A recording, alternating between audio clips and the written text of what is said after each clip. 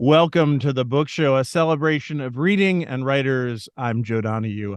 Elegy plus comedy is the only way to express how we live in the world today. This is a character in Sigrid Nunez's ninth novel, The Vulnerables. The Vulnerables offers a meditation on our contemporary era as a solitary female narrator asks what it means to be alive at this complex moment in history and considers how our present reality affects the way a person looks back on her past.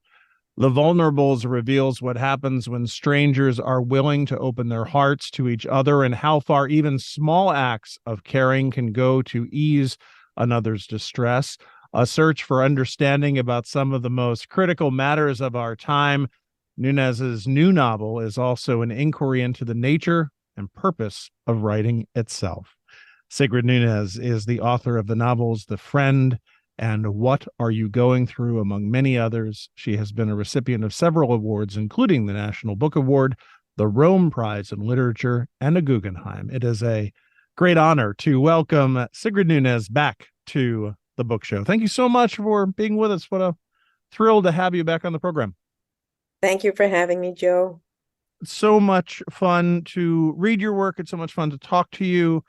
This novel is so beautiful. This is your, and I don't mean this to be, well, I don't mean this to be derogatory in any sense, but this is sort of your COVID novel, ultimately. I think that's accurate. I don't think of it as a pandemic novel in the sense of a novel that tried to explain everything that happened during that time, and like a social novel, for example, or a historical novel, or a science novel. But it is a novel that came out of lockdown. In fact, I think of it more as a lockdown novel than a pandemic novel. But because it began, it was time for me to write a new book, and it was the spring of 2020, and I started by writing something about what was happening right then and there, and I followed through from that. Some things I write about took place before the pandemic and the lockdown. Nevertheless, I do think of it as intimately connected with that period of time that I shared with everyone else. It's interesting to me because so much of this novel and your previous work includes ruminations on various subjects and bringing us down different avenues and teaching us a lot and moments in history and moments in literature, which I think a lot of us sort of glommed onto more so during the lockdown because we were looking for something to do, and our brain was a little more fertile to kind of think about it and process it. I agree, and there was also a lot of sharing. I mean, my memory is that I kept getting messages that included some kind of quotes about how to get through difficult times, or very often some kind of humor about what we were going through. I can remember that the very first joke was maybe the day of lockdown. This was sent around. A lot of people received it. It was a photograph of a martini glass, and it's with olives in it, and it said, "I'll have a quarantini." And I just remember that as the first joke. But then there was one, and it just seems less funny now because it was. But when it first appeared, it was, to me, just the funniest thing. And so there's that. People were sharing bits and pieces of all kinds of things, and they were also sharing YouTube videos. A lot of them had to do with animal behavior or things that were happening during the lockdown that in many cases were amusing, sometimes not at all amusing. So yeah, I felt like it was really we were really sharing that a lot on our computers and on social media. Which is interesting for you because you mentioned animal behavior, but you have done this in the past in writing about relationships with animals, and in this case it is a parrot, a beautiful parrot.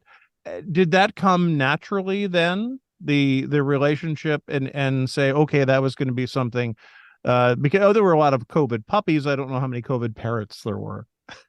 I don't know how many COVID parrots there were, but I'm sure there were some. I know of a friend who got two COVID rats during that time.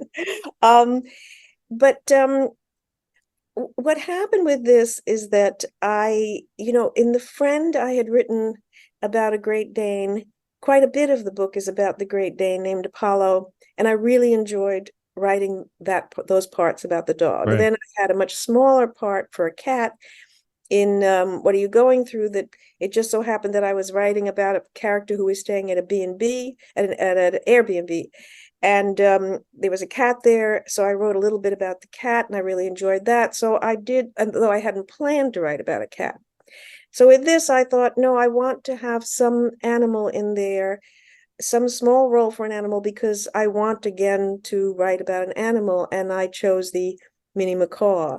Um, Now, I don't think there's any such thing as an ugly parrot. You said a parrot, a beautiful parrot. Yes. Yes, I think they're largely all beautiful. This one is the colors are particularly beautiful, bright green with a little red on the shoulder. So, And yeah. well, that's a good point about no such thing as not a good looking parrot. But and I guess I think of just the way you described it as a very elegant bird. Yes, yes. Also because of his behavior. He has a very distinct walk and way of tilting his head. His name is Eureka. But yes, he is particularly well to her. I mean, when she first sees him, she's stunned, even though she's seen macaws before. And then she says, he was so beautiful that every time I saw him, it was like seeing him for the first time. Let's talk about the title just at the beginning because you talk about this how there is a young acquaintance who it basically admonishes the narrator for being should be more careful about spending so much time wandering around, saying you're a vulnerable, and you need to act like one.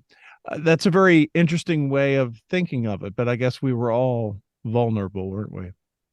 We were, but that's something I was writing about the very beginning of things in the early spring Right. 2020 when everything started, and I remember that very well.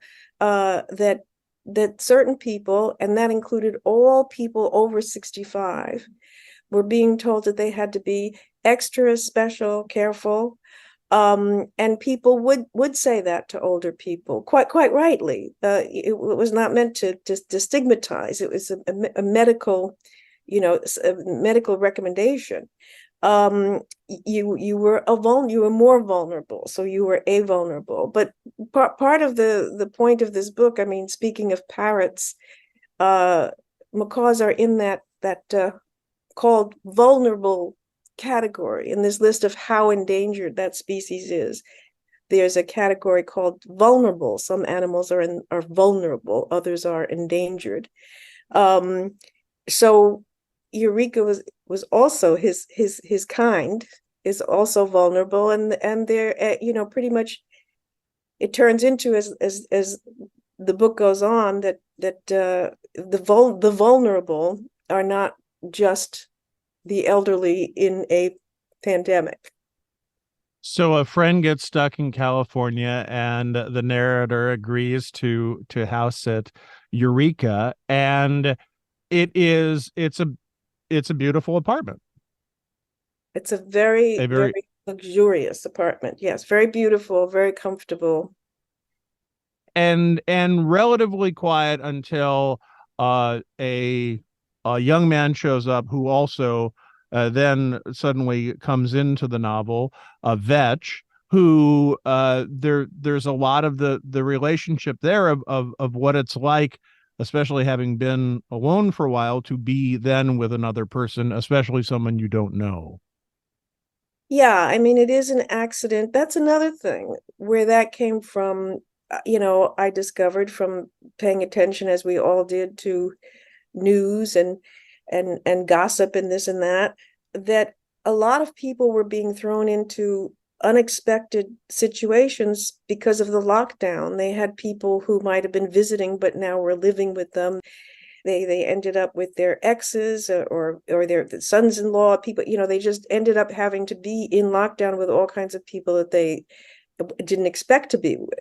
And in this case, Vetch was the original bird sitter, and then he decided to take off when his college closed down and left the bird in need, which is where the narrator comes in. She saves the day, as it were, and she's very happy because she likes being in that apartment and she likes being with the bird.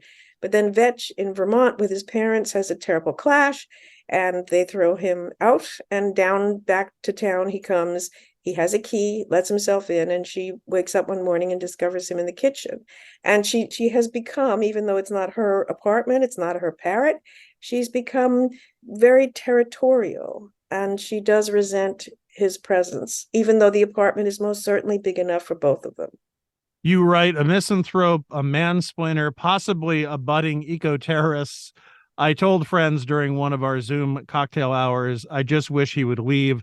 The first time I met people like Vetch was when I went away to college. Young people born to privilege, raised in privilege, and forever railing against privilege. Tells us a lot about this young man. Yes, he gets on her nerves when she's trying to, when they would meet in the kitchen from time to time, and he would go into various rants, including against the owners of the parrot and the apartment he was staying in, because of their privilege and because they would even own a bird that does not belong in an apartment, in a cage, in a room, no matter how large, because Eureka has his own room in that apartment. And she feels that he's telling her things she doesn't know, and she doesn't like him, the way he rants about it. We are talking to Sigrid Nunez. The new book is The Vulnerables. It is published by Riverhead. At what point did that voice of the narrator, do you feel it's a different voice than you've used for a narrator in the past? A very good question. I have used different narrators, different from this one, in some books, but this narrator is very much the same narrator as in my two previous books, The Friend and What Are You Going Through? Right. And I also identify her with the narrator of my very first book, A Feather on the Breath of God. When I finished The Friend, I thought, well, look what I've done here. This narrator is the same narrator as my very first book, published in 1995, only older. But I didn't realize that when I was writing the book. But after The Friend, with What Are You Going Through and The Vulnerables, I realized that it is the same narrator, the same style, the same sensibility, the same way of looking at things, which is why I think of these three books as a kind of loose trilogy. While that person is never identified, and yet the outlook they have and the exquisite manner they have of noticing and recollecting things is very similar. Yes, I feel like if you're reading The Vulnerables and you see the narrator acting or thinking in a certain way, you could say the narrator of What Are You Going Through in these same circumstances would have thought and behaved in the same way, and the same with The Friend. You write in the book, people without hope don't write novels. I'm writing a novel, therefore I must have hope. Does that work? That was actually, I was quoting Flannery O'Connor, who said that people who don't have hope don't write novels. That's from one of a talk that she gave once to some writing students. So then I asked the question, and when I said, "Does that work?" There is one reviewer who quoted that and then wrote underneath right after it, sort of.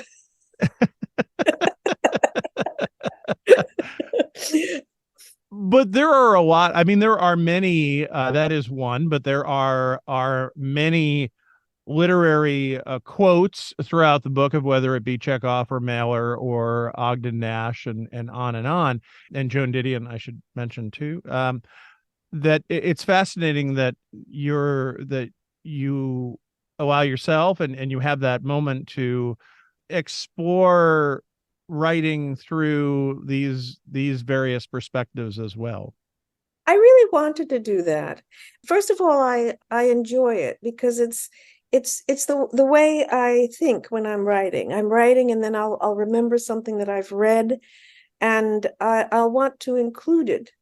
But also, it's about the character. I have a character I'm telling you about. I tell you that she's a writer and a teacher of writing and a big reader. She teaches literature as well as writing. So I have to give her some kind of recognizable life. I mean, she doesn't just play with a parrot. She doesn't just walk a Great Dane. So what would a writer be doing? In lockdown, of course, she couldn't be teaching except on Zoom. But I did want to create a character who seemed real, and part of the way of making her real was making her have a real life, and that's the kind of real life that a writer and a teacher of literature would have. And the narrator is saying, I couldn't help feeling guilty about the pleasure I took in the lifeless streets, to be the only pedestrian block after block, to have an acre of Central Park to yourself. It is a wonderful benefit, I guess, of lockdown, and of course being in New York, that you have these very public places just a little bit to yourself. It was quite wonderful. I mean, I'm not the only one who felt that way or who felt guilty about it, but it's true that we never saw a New York like that. I mean, you would go out there would be no cars, and you could walk and walk and walk. Maybe there'd just be a few pedestrians. The parks were kept very, very well in Manhattan. They were kept very, very clean, and they were very, very peaceful. And you could feel the quiet. The air, of course, was better. It was Mm. a beautiful spring. There were lots and lots of flowers, and it was quite wonderful, particularly if you went out very early in the morning. And I compare it in my book to something that happened to me when I was in Rome, and went to bed early on New Year's Eve, and I got up very early, but everyone else was not up, and I went for a long walk through Rome and had it pretty much to myself. And I thought, well, this may be the most beautiful walk I've ever taken in my entire life. And it was like that, to have it so stilled. It was quite beautiful. When you think of the solitary nature of writing, and then of course lockdown, did it have an impact, a severe impact, I guess is what I'm interested in, a severe impact on how you write and how you work? I don't think so. The first thing was, like everyone else, being stunned and frightened and very confused about what we were going through and where Right. we were all headed. And so not being able to concentrate, not able to read, or certainly not able to write. But writing is something that is done in a lockdown state. It's something that you do alone, and you try to limit distractions and noise, and try to put to make a schedule, to make a certain amount of time where you are solitary and just paying attention to the work. So in that sense, it was really not that different. When you are writing and you are making these comparisons to other literary figures, you are quoting other literary figures, how much of that is research, how much of that is buried deep within you, and things that come to you as you're writing, and even checking on things and finding out whether what you think they said is actually what they said? Well, it all comes to me while I'm writing. That's exactly what happens.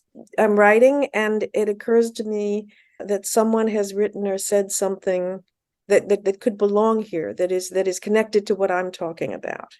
And so I'll put it in, and I do that all through, and only later do I check to make sure that was actually said or written, and that it's correct and who said it.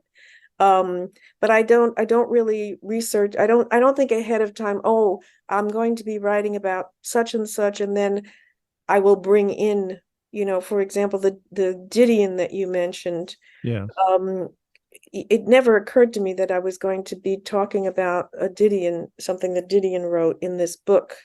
But I came to a certain point where I then got curious, and it occurred to me to look further at this particular essay, and then I found myself writing about it.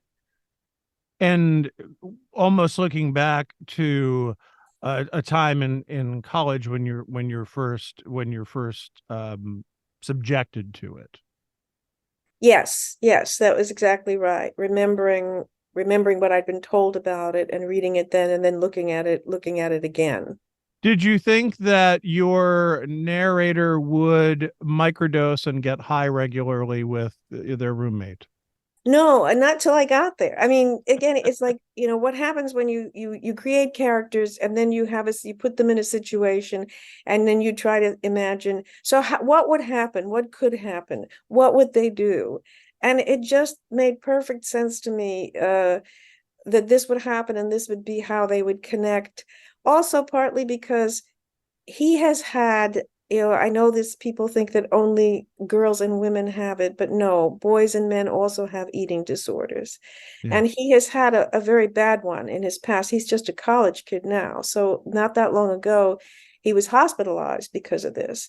And so he spent a certain amount of time with troubled people in a psychiatric hospital. There are things that he understands.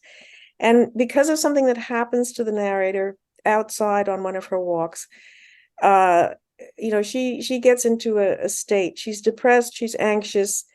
He notices this. He notices that she's been crying, for example. He notices that she doesn't want to talk about it. He knows how she feels about him. He's an intruder, she's territorial.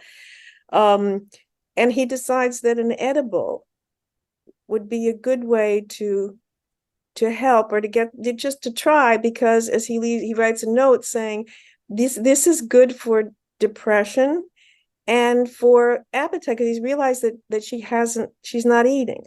Yeah. And he said, well, this is well known to be helpful to mood, to elevate a mood and to help with appetite. And that's how they get started on that. One of the things I found fascinating about the novel too is that it really does also present what it was like.